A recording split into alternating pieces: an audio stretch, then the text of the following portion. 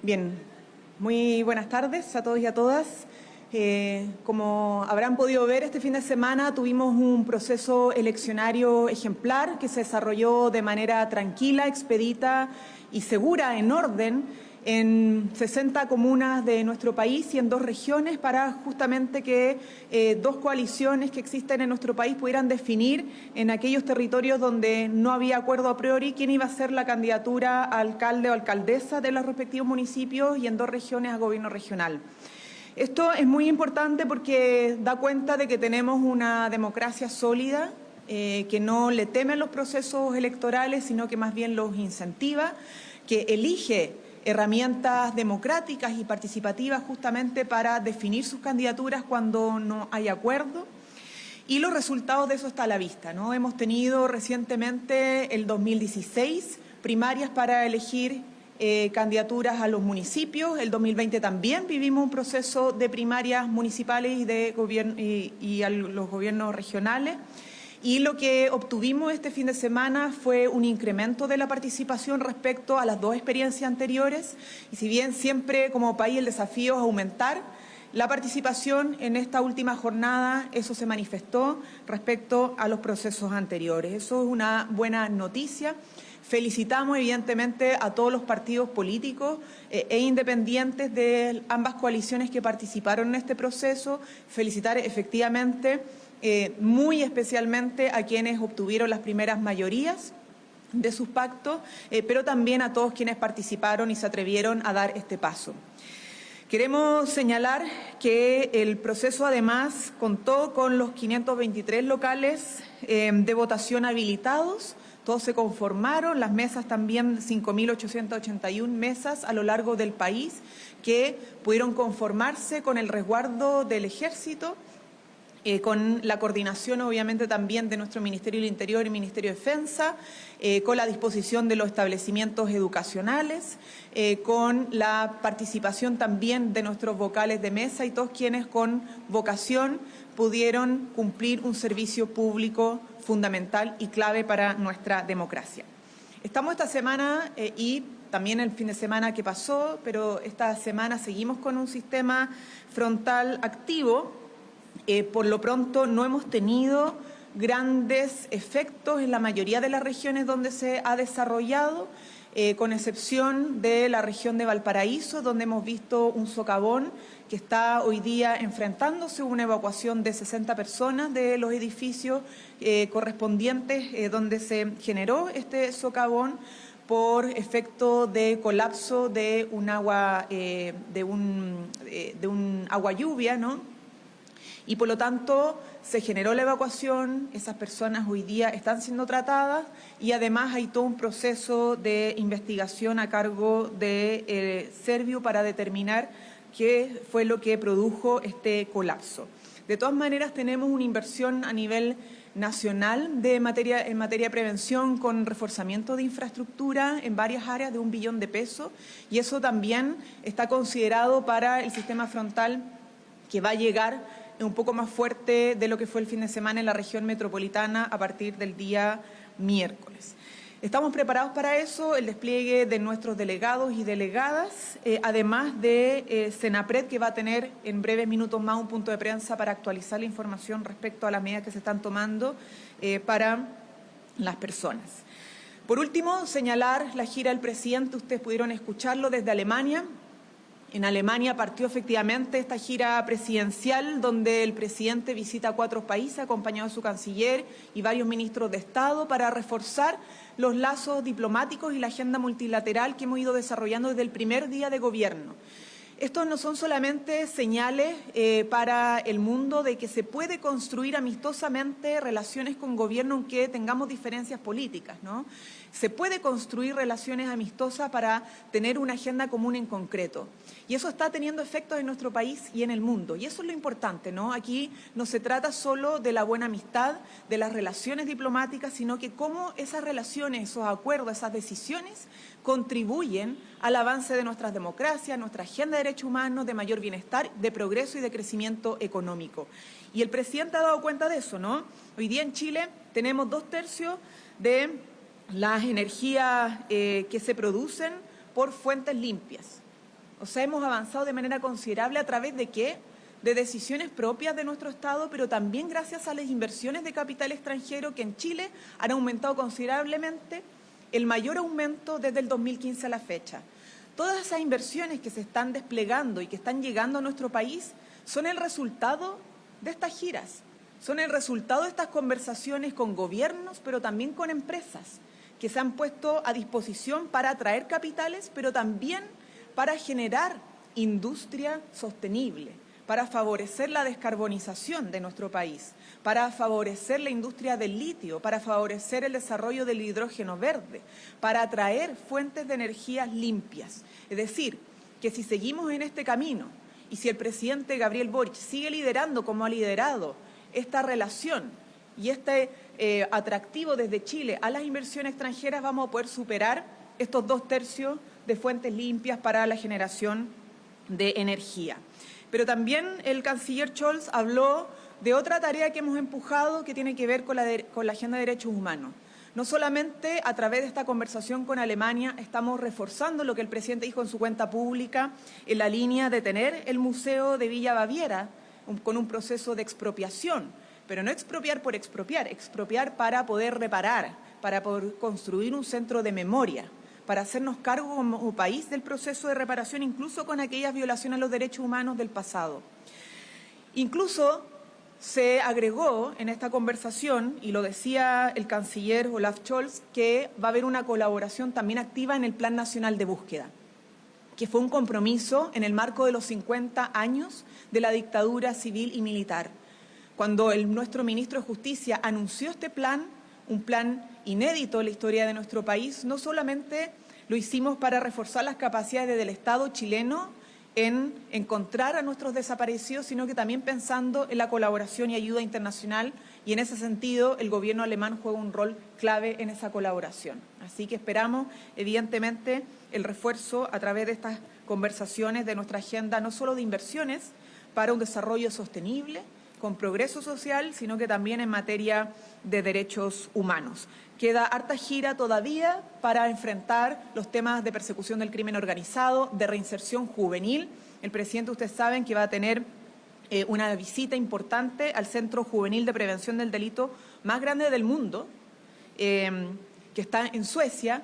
Y eso, insisto, no solamente son señales políticas, sino que nos permiten fortalecer la agenda de gobierno que está pensando en la seguridad efectiva, en la seguridad pública de nuestros compatriotas, en la seguridad social y en la seguridad económica con perspectiva de desarrollo sostenible.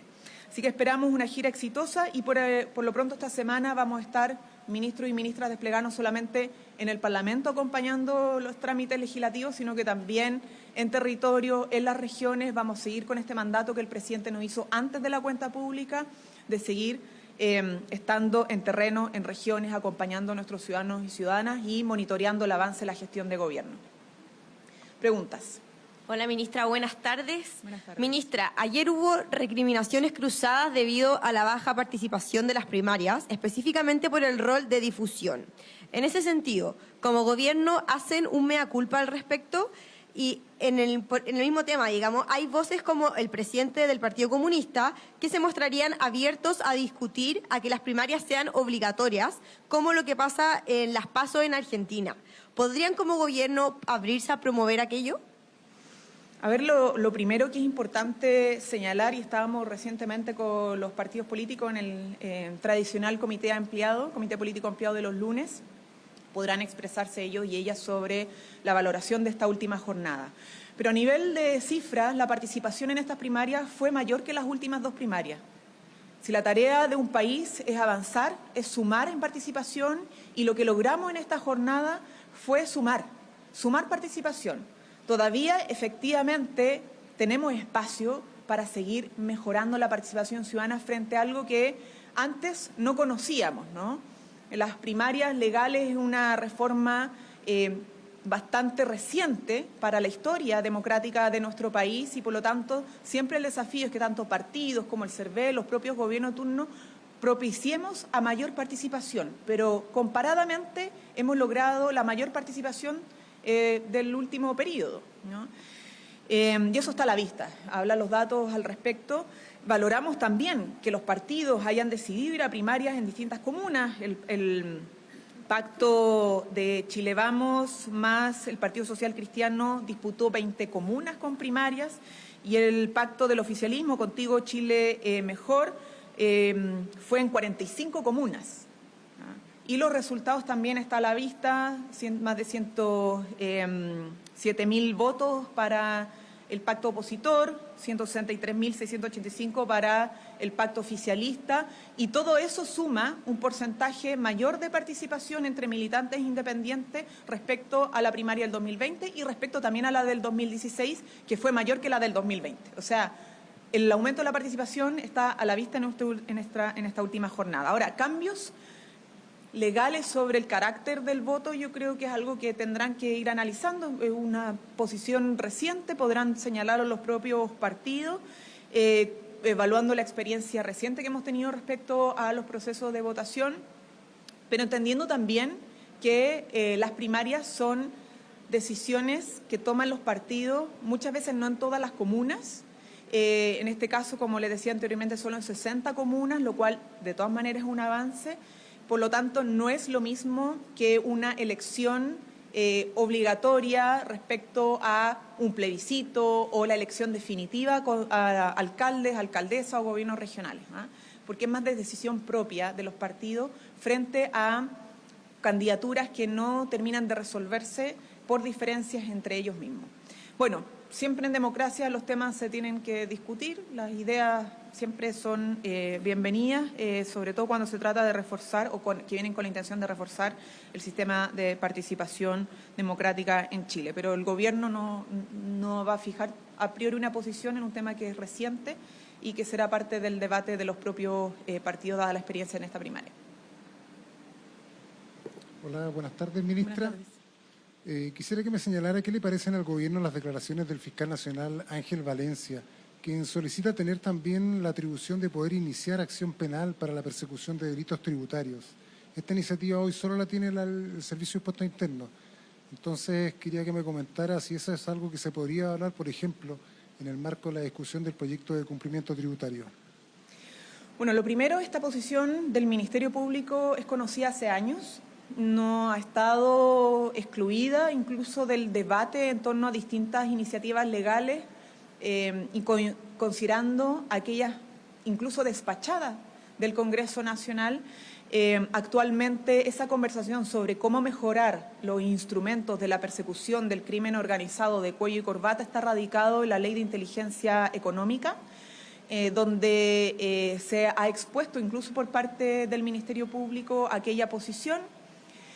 Por lo tanto, ha sido parte, como hace años atrás, sigue siendo parte del debate, no respecto a la ley de cumplimiento tributario, porque nosotros entendemos que son elementos distintos, separamos las aguas en ese ámbito y nada de lo que está considerado en la ley o el proyecto de cumplimiento tributario inhibe o impide el debate que ha planteado el Ministerio Público hace años, ¿no?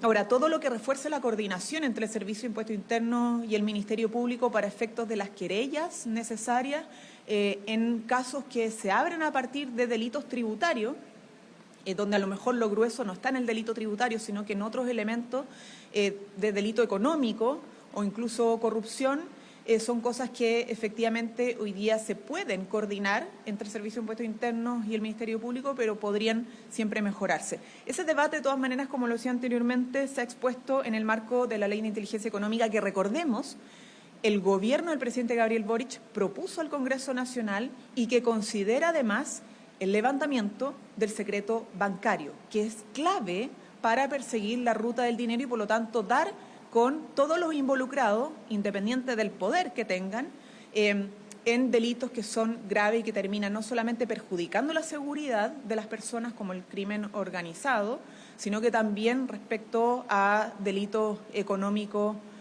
como fraude al fisco o incluso relacionados con el narcotráfico, ¿no? Entonces, son debates que han estado sobre la mesa hace mucho tiempo, no dicen relación y no impiden, o más bien el proyecto de cumplimiento tributario no inhibe ni impide ese debate, pero son temas aparte y nosotros consideramos que está más centrado en el proyecto de de inteligencia económica. Y en inteligencia económica, entonces, va más por la coordinación que por ampliar la actual exclusividad que tiene el Servicio de Impuestos Internos. Lo que pasa es que a nivel institucional el Servicio de Impuestos Internos tiene la herramienta y la expertise en materia tributaria. Y por lo tanto, si uno quisiera ampliar esas facultades, tendría que repensar toda la institucionalidad y capacidades del Ministerio Público. Por lo pronto, se puede generar y fortalecer coordinaciones, ¿no?, entre ambas instituciones, que ya la tienen, pero que podrían obviamente seguir discutiéndose para ver cómo mejorar. Son debates, insistimos, legítimos. El Ministerio Público es un ente autónomo, ha planteado en varias oportunidades aquello, es un tema bien complejo, por eso no siempre se ha logrado avanzar en otras legislaciones y creemos que si hay un espacio para seguir discutiendo eso, está evidentemente en el Congreso en el marco de la Ley de Inteligencia Económica. ¿Cómo está, ministra? Buenas tardes. ¿Cómo recibe el gobierno las solicitudes del fiscal venezolano del registro migratorio de Ronald Ojeda? ¿Esto afecta o no las relaciones diplomáticas o lo ven más bien como un espíritu de cooperación por parte de Venezuela?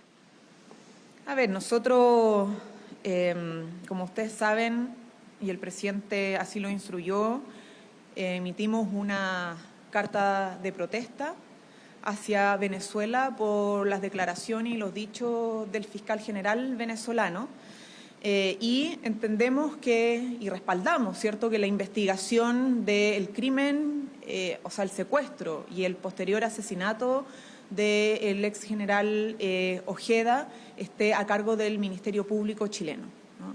Para eso hemos solicitado además la extradición. Hemos solicitado además se ha solicitado a través de la Interpol la búsqueda de los principales sospechosos y esperamos obviamente tener las respuestas correspondientes, siempre en coordinación del Ministerio Público con la Cancillería. Entonces, más allá de eso, entendemos que aquí hay canales institucionales, entendemos que hay mecanismos institucionales y no nos podemos pronunciar lo que respecta a la propia Fiscalía Nacional, respecto a las solicitudes que ha hecho la Fiscalía General, porque es su par, ¿no?, en el otro país. Si es que se emitió la solicitud formal, ¿cuál sería la respuesta? Eso es lo que le corresponde a nuestra propia Fiscalía. ¿Pero esto no contribuye también a la tensión que ha habido diplomáticamente, más allá del tema de Fiscalía, sino que, como usted hace mención, también como gobierno? Nosotros somos respetuosos de nuestras relaciones diplomáticas por la importancia que tienen para avanzar en los problemas que son comunes y particularmente los problemas propios que tenemos en nuestro país. Son canales que están a disposición independientemente de las diferencias políticas que se puedan tener con los gobiernos o incluso de las tensiones que se puedan tener con los gobiernos para no interrumpir canales que podrían ser útiles para, en este caso,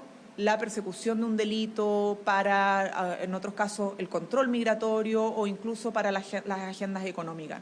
Entonces, nosotros somos respetuosos y seguiremos siéndolo. Es una política de Estado de las relaciones diplomáticas, independientemente de las diferencias o tensiones que podamos tener con los países vecinos. Ministra, también en esa misma línea, la alcaldesa de Providencia, Evelyn Matei, durante esta jornada acusó ingenuidad en autoridades de gobierno, como el subsecretario del Interior, Manuel Monsalve, en relación con el régimen de Nicolás Maduro y las relaciones que se han sostenido, el mismo viaje que hizo el subsecretario del Interior, y dice que mantiene esa ingenuidad. Mire, yo creo que no es bueno seguir instalando un desprestigio ante el mundo respecto a nuestras relaciones diplomáticas. Es poco patriota, lo hemos señalado en otras oportunidades, sobre todo porque nosotros creemos en el multilateralismo. Es un compromiso democrático, creemos en la democracia, creemos en las relaciones diplomáticas, no creemos que las relaciones diplomáticas sean una ingenuidad. Así lo ha demostrado la historia de nuestro país y la historia de otros países democráticos que, independientemente de los conflictos, incluso las guerras, han sostenido las relaciones diplomáticas no por ingenuidad, sino porque efectividad. Para resolver justamente los problemas se requiere sostener aquellas relaciones. También, ministra, en esas mismas declaraciones de la alcaldesa de Providencia, Evelyn Matei, mencionó que el Estado no le está dando protección a los chilenos en materia de seguridad. ¿Cómo responde a esas declaraciones? En contextos electorales las declaraciones dan para todo y llamaría a todos, sobre todo a quienes son autoridades electas, a ser más responsables con la realidad Tenemos obviamente una prioridad pública, una prioridad nacional en materia de seguridad. ¿Por qué tenemos esa prioridad? Porque sabemos que falta por avanzar. Pero decir que el Estado no está presente es un insulto a nuestras policías, a la PDI, a Carabineros de Chile, a la Fiscalía, a las comisarías que estamos construyendo, a los vehículos que hemos tenido que renovar para Carabineros en las calles. Es decir, es desconocer cómo está avanzando la política de Estado en materia de seguridad en el territorio nacional. Y creo, insistimos, que efectivamente en contextos electorales hay muchas frases, hay muchas declaraciones, pero lo mínimo que corresponde a quienes son autoridades es hablar con un poquito más de datos o más basado en la evidencia, porque podemos decir donde hay ausencia o falencia, pero no podemos negar que en otros lados el Estado y el país está avanzando en la persecución del delito, en la presencia de carabineros, en los operativos policiales, allanamientos que se están haciendo, producto de todo un trabajo coordinado del Estado entre la Fiscalía, la Policía de Investigaciones, Carabineros de Chile, otras entidades de Estado, para ir deteniendo y encontrando a los delincuentes, narcotraficantes, homicidas, ¿cierto? Y a quienes están hoy día incluso siendo perseguidos por el Ministerio Público, que corresponden a bandas organizadas nacionales y internacionales por su nacionalidad extranjera. Bien, muchas gracias. Gobierno de Chile. Chile avanza contigo.